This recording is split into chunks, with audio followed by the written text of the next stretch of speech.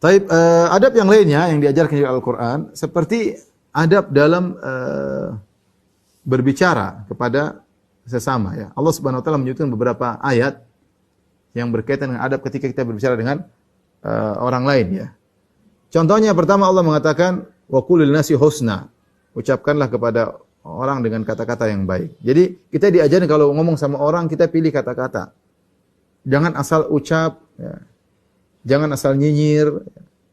Terkadang niat kita baik, tapi kita enggak beradab dalam berbicara. Kita ingin pahala kita sempurna. Niat yang baik. Isinya juga nasihat. Tetapi perlu kita milih kata-kata. Karena Allah mengatakan, وَقُلْ نَسِي husna. Ucapkanlah yang baik bagi masyarakat. Bahkan Allah mengatakan, وَقُلْ لِعِبَادِ يَقُلْ لَتِهِ أَحْسَنْ إِنَّ الشَّيْطَانَ يَنْزَغُ بَيْنَهُم. Katakanlah kepada hamba-hambaku untuk mengucapkan kata-kata yang terbaik. Nah, kita disuruh milih kata-kata yang terbaik. Kalau ada kata-kata saya kalau ngomong begini baik, kalau ngomong lebih baik, pilih yang lebih baik. Karena Allah mengatakan wa qul li ibadi yaqulu allati hiya ahsan. Katakanlah kepada hamba-hambaku untuk mengucapkan kata-kata yang terbaik. Dan itu kita harus terapkan dalam kehidupan sehari-hari. Ngomong sama istri, pilih kata-kata yang tidak yang dia tersinggung jangan ucapin. Kita mau ungkapin tapi nanti tersinggung, enggak usah kita ungkapin. Istri sama suami apalagi, pilih kata-kata jangan asal ngomong ya. Asal ngomong tidak memikirkan perasaannya, asal bicara, asal anak-anak pun demikian.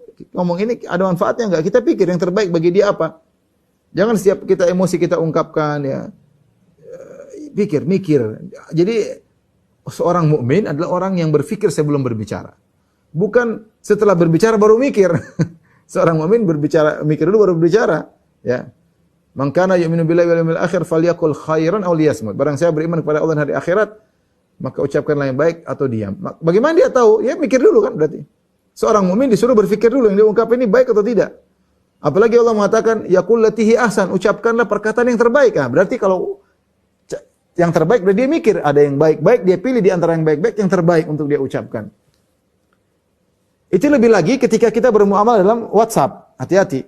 Saya bilang tadi bahwasanya tulisan mengungkapkan ucapan. Hati-hati dan WhatsApp ini lebih mudah lagi orang mudah tersinggung, salah paham, maka waspada. Begitu kalau kita ucapan satu salah paham, segera kita telepon karena terkadang betapa sering timbul salah paham dari bahasa tulisan yang orang tersebut tidak pandai mengungkapkan isi hatinya atau ucapannya dengan tulisan. Apalagi kalau suami istri berjauhan, waduh ini sering terjadi permasalahan gara-gara berjauhan. Istri ngomong ini, suami ngomong ini, akhirnya ribut-ribut. Padahal kalau mereka ketemu tidak demikian. Maka waspada, pilihlah kata-kata yang terbaik. Ya, apalagi kepada ibu kita. Ya, jangan saya merendahkannya, menunjukkan kita cinta sama dia, kita hormati dia. Dia harus merasa kita menghormati dia. Kita harus merasa bahwa kita sangat perhatian sama dia. Bagaimana caranya ya? Pilih kata-kata, wa qul li ibadi yaqul latihi ahsan. Karena syaitan mengadu domba, inna syaitana yanzagu bainahum. Syaitan mengadu domba di antara kalian ya. Kemudian juga di antara adab berbicara misalnya kata Allah Subhanahu wa taala wala tusair khaddaka lin-nasi ya.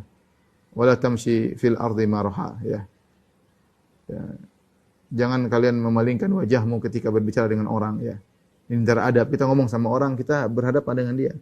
Sebagian orang kita ngomong dia kemudian sibuk HP. Gitu. Ya kalau itu darurat ya. Kebanyakan enggak darurat. Kebanyakan hanya grup-grup aja. Terkadang istri sama suami begitu, suami ajak ngomong istrinya entah kemana pikirannya. Istri ngajak suami ngomong, suaminya entah pikiran kemana. Ya. Jangan, kita punya adab ketika bicara sama orang. Al-Quran mengajarkan. Ya. Wala tusair khaddaka, jangan kau palingkan wajahmu. Ngomong sambil enggak ngelihat.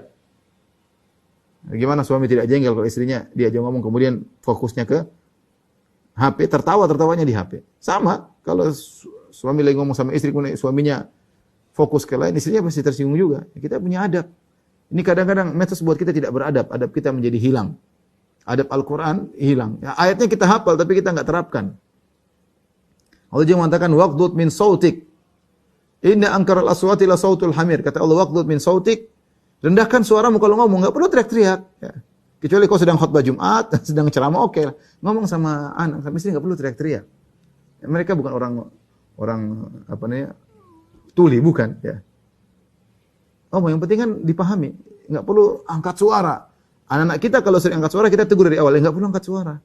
Ayah dengar, umi dengar, jangan biasakan. Nanti kalau kita biarkan dia kebiasaan sampai besar sampai nanti sama suaminya sama istrinya seperti itu. Itu adab yang buruk. Makanya Allah mengatakan inna ankaral aswati la sautul hamir, sungguhnya suara yang paling buruk suaranya himar. Jangan kau sangka suaramu tinggi itu paling top, ada yang lebih top daripada kamu, yaitu suaranya dongki, suaranya himar. Kalau itu menjadi ukuran yang terbaik, lebih baik himar daripada kamu. Tapi ternyata suara yang paling buruk, suara yang paling keras. Suara yang paling keras itu suara yang terburuk yang diletakkan tidak pada tempatnya. Lain kalau kita sedang khutbah, kita sedang, ya itu lain cerita. Tapi tadi saya katakan, kita bicara keras pada pasangan kita, kepada anak kita, pada apalagi orang tua kita, waliyadzubillah, tidak pada tempatnya, maka itu bukan adab dalam berbicara. Bukan adab dalam berbicara.